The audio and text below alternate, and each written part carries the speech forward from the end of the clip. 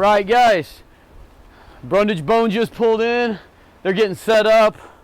We are at 0 hour, and I would be lying if I was going to tell you that I am not very nervous, because I'm with one of our traveling crews, which is they're a really solid crew. They did a great job, but they're not my Amish guys that I build a lot of these crazy pools with.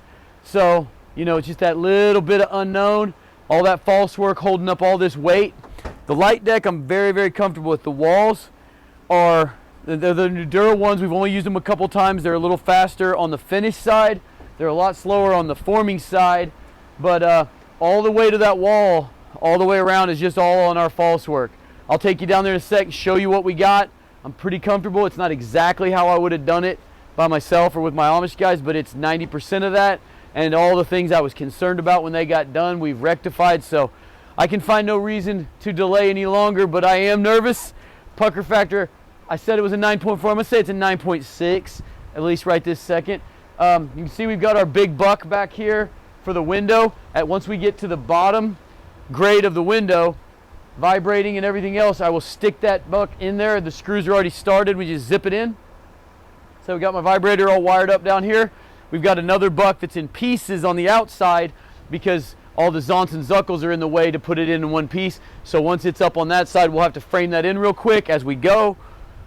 We should be good. I'll take you downstairs before the concrete truck shows up, and we'll get going. This is only about 40 yards, but these stairs and stuff, I mean, it's all just, there's a lot of moving parts here today, and I think it's going to be real good, but we shall see. All right, guys, so as you can see from, if you saw last week, none of this false work was here, and we put everything in, so you can't span over 4 feet, over 5 feet, I think, on light deck, something like that. I thought these 2x6 version might span a little more.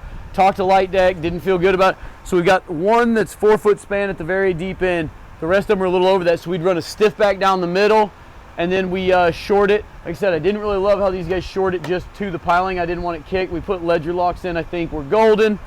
And then everything else that goes to the ground is sitting on wood.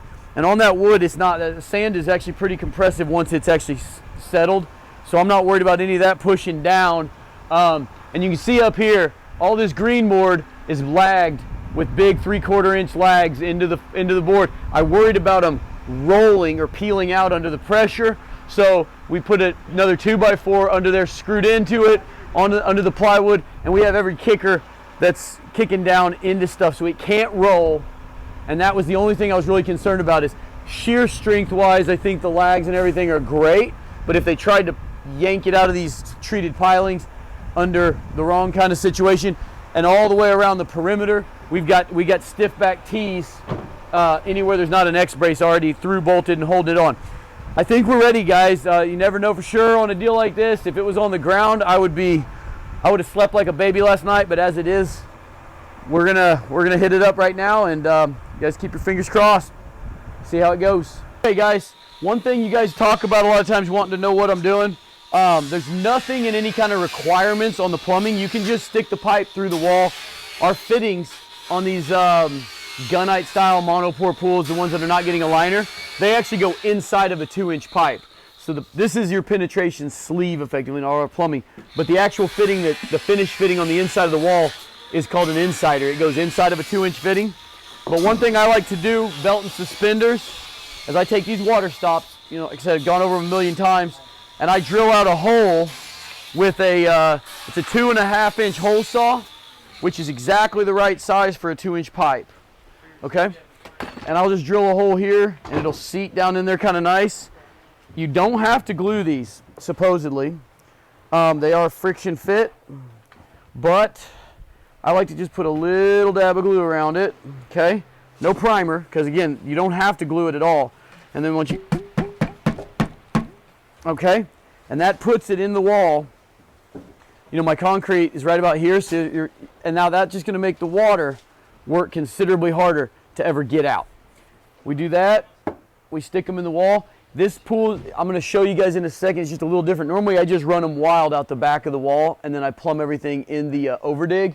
Obviously there's no overdig here, but I have 4-inch thick R30 Nudura forms, giving me room to run that pipe actually in the foam, because I'm going to put siding that matches the house on this pool.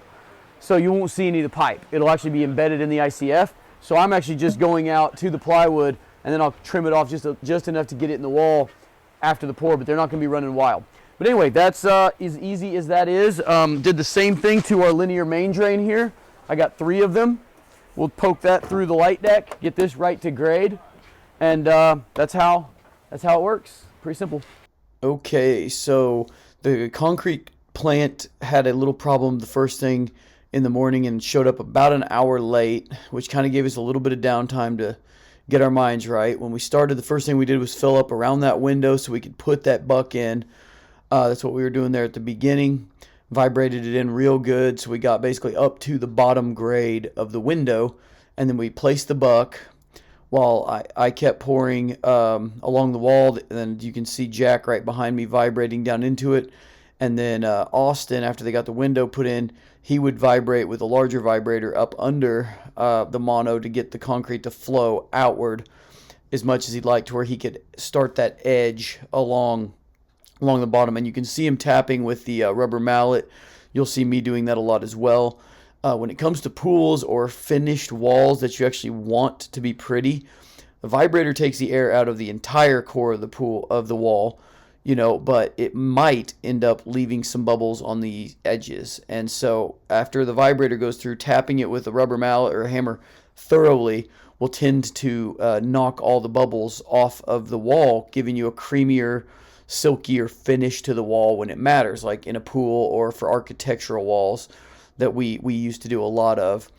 You can see the bottom's almost done, and we're still working on the wall. That wasn't really the plan. I mean, we were going to have maybe a quarter of the floor done right there, but the third and fourth truck came. I ordered everything at a 4 slump, and it came well above a 6. I didn't want to send it back if I could avoid it.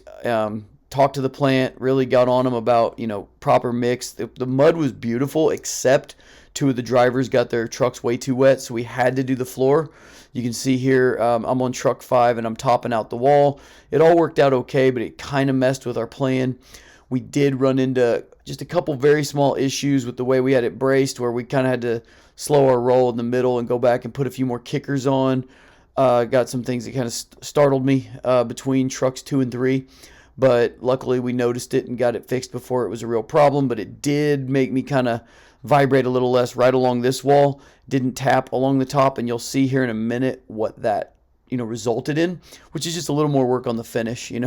That's kind of, it's fairly forgiving as long as you don't have a major debacle. We didn't get to really enjoy sunset because we were busy right into dark. But it was a pretty beautiful day, honestly. Weather was fantastic. The wind kicked up in a big way the day after, and it got cold. But it was really beautiful, and the pour went great. I cannot complain about any of it.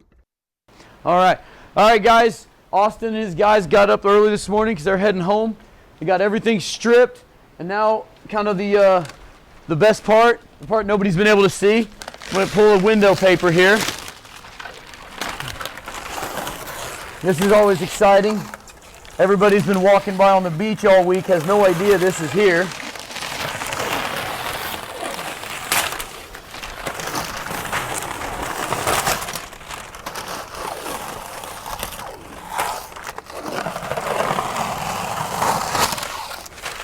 I'll clean up the last little odds and ends, boys. Check it out, guys. Pretty awesome. Have to rub those out a little bit on the outside, but there she is. Pretty cool. Okay, guys, a little post-mortem on the pour. Went good. It went real good. There was a couple things with the concrete plant, and they came pretty late on the first load. They had a truck get lost, but we're gonna leave all the false work under it until I'm back after World of Concrete. But the one thing that was really puckery and I was very nervous about, and I'm kind of mad at myself because I came up with a way to deal with it, and then I didn't follow up with the guys that I mentioned it to. They're one of my traveling crews. They're doing a killer job. They can do big buildings and everything else, but ICF up on a mono pour up on a freaking bunch of pilings is kind of new to everyone. And you can kind of see a little bulge up here. So the first course of the ICF the bottom course isn't actually, it doesn't have any ties on the other side, so it's all kickered. We do it all the time in the ground, but when it's in the ground, we can kicker it into the bank and everything else, and we don't have any issues. And I was really nervous about that, and I wanted to tie that's why I had the vertical whalers coming all the way to the ground, which you probably saw, the vertical stiffbacks. But I didn't follow up, they didn't do it. And I came down after about the second truck, and I saw it, and I got nervous and annoyed. That's why I quit vibrating. You'll see I got a little extra, just a little bit of honeycombing along the top edge, because I quit vibrating because I was nervous about putting pressure on the wall. And next time I won't be, because all I needed to do was kicker those verticals back into the pilings, and I didn't do it. I forgot. There's too many moving parts to get it right. But anyway, I'm gonna take you up into the pool real quick and then get out of here. All right, guys. This week and this trip is over. I've been here for about 16 days, which is the longest I've been working down here in Alabama since 2016 when we were building the houses. But the pour went great. The next one's even going to go better, because we're going to, like I said, the thing I showed you outside, and there's just a little bit on the inside. It really, I mean, you can see it turned out really, really nice. We just got at the end, because of that bulge on the back side, I got nervous and quit vibrating. You can see the difference down here. You can come down here real quick. And you can see how smooth this is, and it needs very, very little work other than filling in the tie holes. But then up here where I quit vibrating, it's quite a bit more, honeycombed. It's not deep, but it's there. So all that's going to have to be addressed. So anyway, yeah, we'll have to address the honeycomb a little bit, but that's a few hours of work, good little bit of grinding, but not bad. Stripping those, putting strips on every one of those seams was a very, very smart play. The window's going to need some cleanup, but come on, guys, that's wicked. Anyway, can't wait to see you guys next week. I will be in Vegas at World of Concrete. Any of you guys that are going to be there, hit me up on my email, the support@icfguru.com. We have a little meetup. I'm planning on meeting several people there that have already reached out to me. We'll get together for a drink, something, chat. It'll be great. I'll see you guys next week.